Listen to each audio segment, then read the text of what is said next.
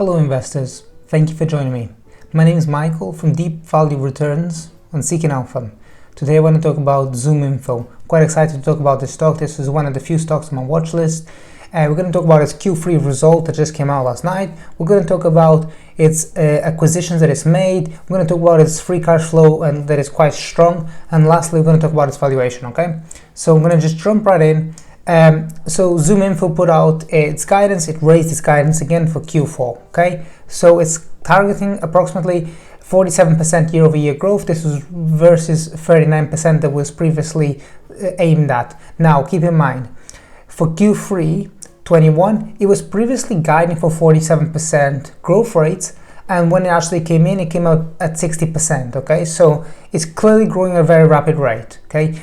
On the other side of the equation, you have to remember that in 2021, it's made 3 acquisitions so far and has deployed approximately 718 million. So it's a very acquisitive company. It's it's acquiring bits and bobs that is as it makes bolt-on acquisitions. So that's leveraging up the that's raising its reported revenue growth rate. So just something to keep in mind as we kind of go through this and how you should think about 2022.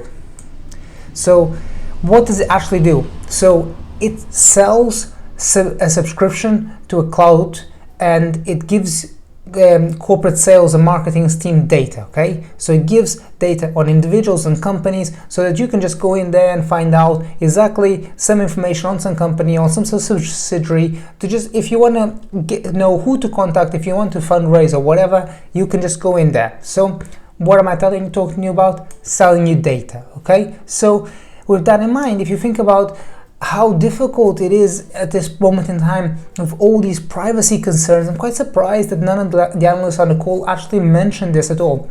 On the other side of the equation, they did spend a large part of their earnings call talking about themselves, and they're kind of trying to get ahead of concerns about that. So there's clearly an issue. They're operating in a gray area.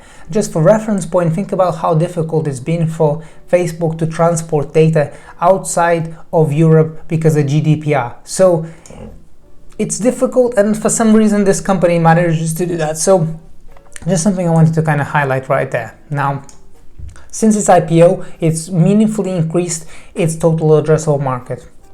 At the IPO time, they were targeting 24 billion as total addressable market. It is now expanded to 70 billion. So given this market cap is kind of less than half of that, there's plenty of room for them to kind of continue to grow into their market. So here's the thing, right?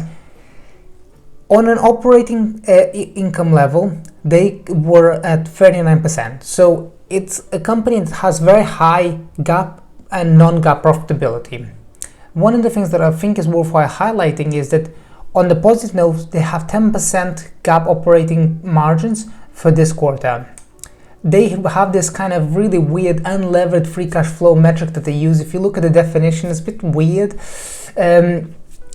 Take that as you want, so they put out 44% unlevered free cash flow margin. But if you think about it, they have a lot of that on their balance sheet. So if you look at the more kind of normalized free cash flow margin, I estimated that they're probably gonna put out around 140 million in interest, so they're gonna put that down. So the more normalized free cash flow will probably come in at around about 185 million, which is still very strong.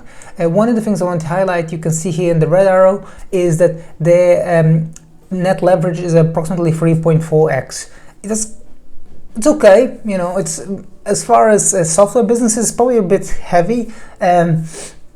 If you think about it, that at the end of December 2020, they were at 1.9, so they really leverage. So it's kind of like it's a reasonable amount of leverage. It probably has a tiny bit more room for them to kind of leverage that up and make some more acquisitions.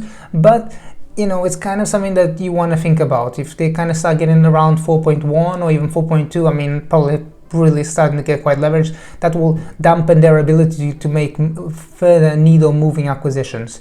Now, the stock is priced at 29 times sales. Okay, so it's not particularly expensive, I think, because it makes a significant amount of GAAP profitability, which in this day and age, companies that are growing at more than 30% on the SaaS world that make GAAP profits is because of the stock-based compensation being added back. It's quite something that's quite special. I can see the case for this to be priced as significantly higher. So if you think about in the SaaS world, I don't want to give any particular names because this is, you're going to think, if I give you some particular names of other SaaS businesses that are growing very rapidly and are profitable, you're going to start thinking, oh, this is not really comparable to that, because this is quite a category defining business. But if you just do a bit of due diligence and you look around at some of the kind of cybersecurity or some of the observability SaaS stocks, you can see that the ones that are highly profitable and growing are getting just bananas multiples. So I'm not trying to justify the market. I'm just saying this is what the market is paying for right now,